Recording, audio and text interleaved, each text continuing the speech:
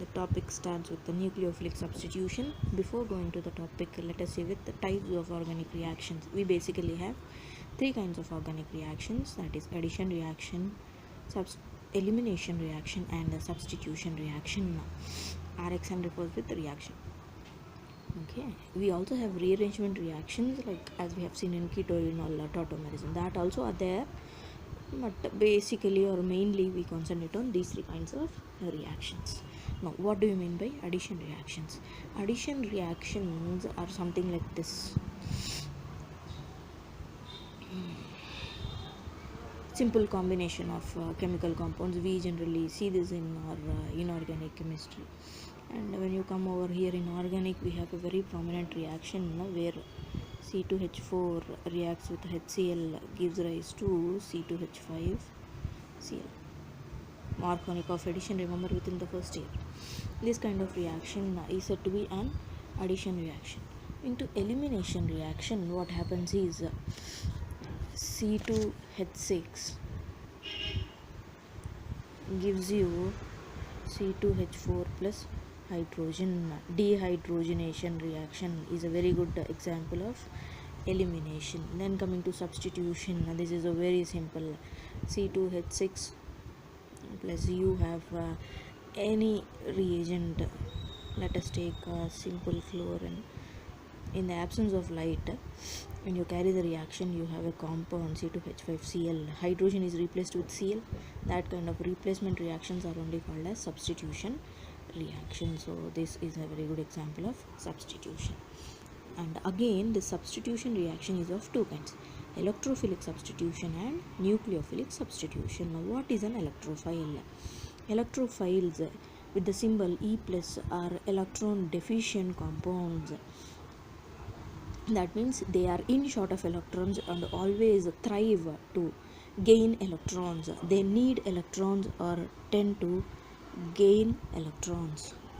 On the other part, what is a nucleophile? Nucleophiles indicated with the symbol Nu minus always are rich in electrons and tend to donate electrons. Nucleophilic reactions in our second year chemistry, we prominently deal with alkyl halides which are giving with nucleophilic substitutions, and we have already dealt with benzene in our first year, which give you with the reactions of electrophilic substitutions. That means one electrophile substituted with another electrophile is electrophilic substitution. One nucleophile substituted by another nucleophile is called nucleophilic substitution reaction. And benzene gives you electrophilic substitutions: nitration, halogenation. This is sulfonation, Friedel-Crafts alkylation, and Friedel-Crafts acylation. In this way, we have our nucleophilic and electrophilic substitutions. Now we are going to get in detail with nucleophilic substitution. Nucleophilic substitutions. That means one nucleophile substituted by another nucleophile is said to be nucleophilic substitution reaction, and is of two types: Sn1 and Sn2 kinds. That means nucleophilic substitution unimolecular, nucleophilic substitution bimolecular. Nucleophilic substitution unimolecular, nucleophilic substitution bimolecular. What do you mean by this unimolecular and bimolecular? As we all know that in chemical kinetics we have unimolecular reactions and bimolecular reactions. That means if rate of reaction depends on any one molecule, rate of reaction depends on one molecule of the chemical reaction, that is said to be unimolecular reaction. If rate depends on two molecules, that is said to be bimolecular reactions. That means these are going to give you with the rate of the reactions. Define you with the rate of the reactions. Okay, then unimolecular reactions.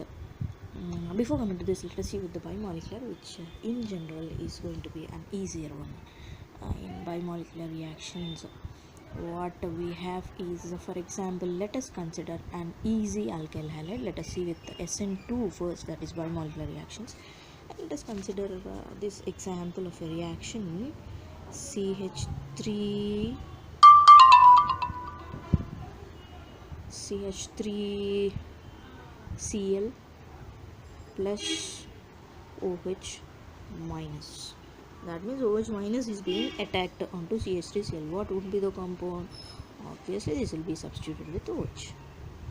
CH3OH. Now when you follow the reaction kinetics and the reaction mechanism, what happens is carbon at the center, 3 hydrogens, and here comes our Cl. This is the structure of the molecule. In your first year you have seen the wedge structures, no? Kind of that. Actually I'm supposed to draw with proper wedge structures, though let us go with this as of now. Plus now the nucleophile OH minus is approaching.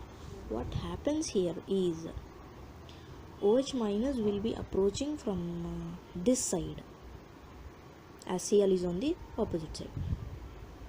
Then what happens is this hydrogen, let us draw it little down.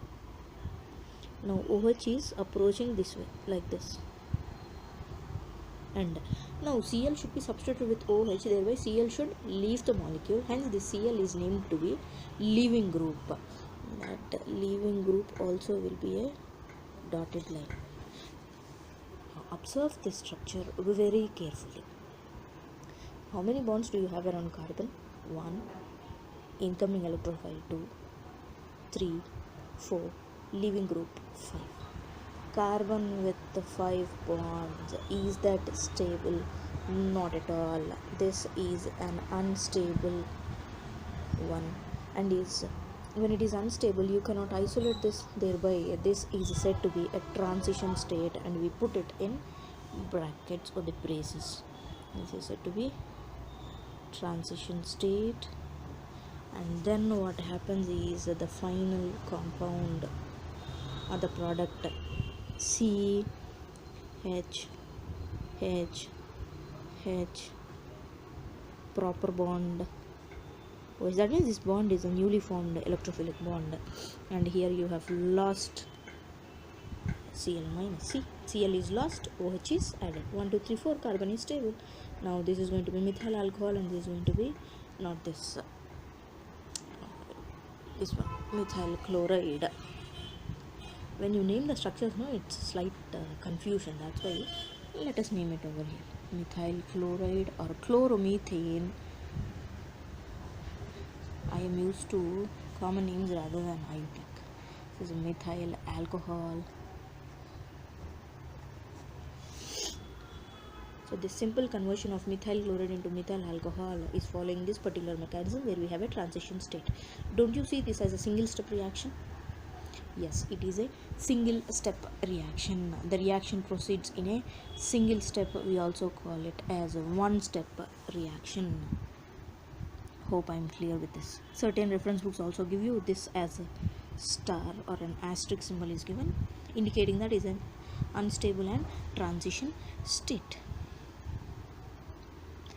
Now here, why is it bimolecular? Because this reaction kinetics depend on the concentration of methyl chloride as well as on the concentration of alcohol group. Okay, that's all with nucleophilic substitution bimolecular. Coming to Sn1, that is unimolecular reaction, in which we consider tertiary halide.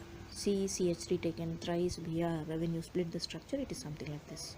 On one side we have Br, on the other hand we have CH3, carbon attached with 3 more carbon. They said to be tertiary carbon, and this is going to react with an OH group, simply forming CH3 taken thrice COH plus Br. This is the single step in the general reaction. When you get into the kinetics or the mechanism, what happens is this is going to be a two-step reaction, in which the first one is called as a slow step or rate determining step. Repeating again, rate determining step, or this also can be considered as production or formation of carbocation. That means this is what is happening exactly in this particular step. What happens is CH3 taken thrice CBr, this first step is also going to be a reversible reaction, hence we have a double arrow forward and backward. Now this gives you CH3 thrice C plus carbocation plus Br minus. Bromine is taking away the electrons, thereby carbon is left with a positive charge. Now, why do you call this as a rate determining step? Is this entire reaction kinetics depends on the formation or the quantity of alkyl halide.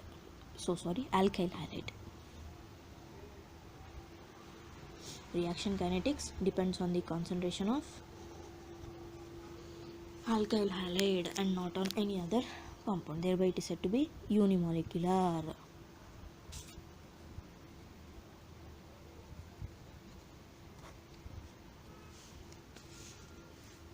Right, now what would be the second step?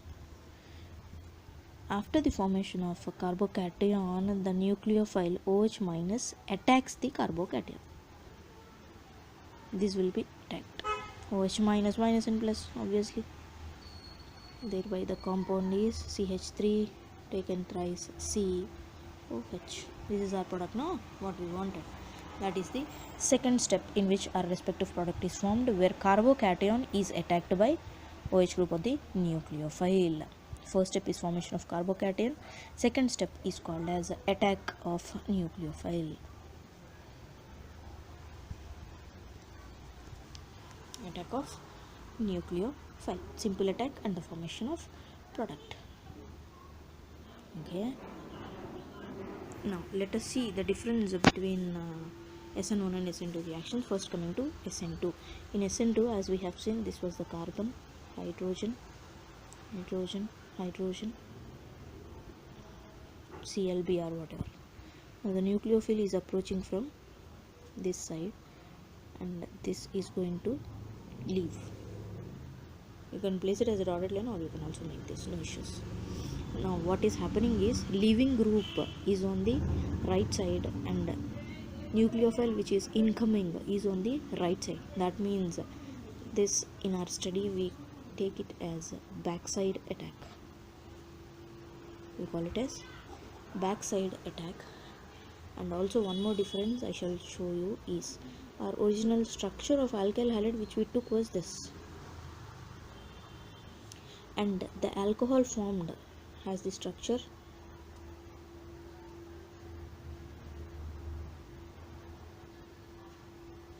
what difference do you observe in this inverted structure? Inversion is taking place. This is explained as that of umbrella under rain, heavy rain with blowing winds. What happens to the umbrella? Turns back, no? Same like that. This was the reactant and this was the product. Whereas in case of Sn1, we don't have all this. Straight carbocation is formed, nucleophile is attacking, and the product is formed. Simple. Nothing like this backside attack, inversions, nothing was there. And this was a two-step reaction, this was a single-step reaction. Two-step, one-step. These are the basic differences happening in these two. And now coming to order of reactivity of alkyl halides with respect to Sn1 and Sn2. This Sn2 reaction, no? Sn2 reaction is prominently given by primary alkyl halides. Sn2 primary alkyl halides greater than secondary greater than tertiary, whereas Sn1, I'll tell you the reason also. Sn1 tertiary alkyl halide greater than secondary greater than primary. If you want methyl, you can also write as methyl groups.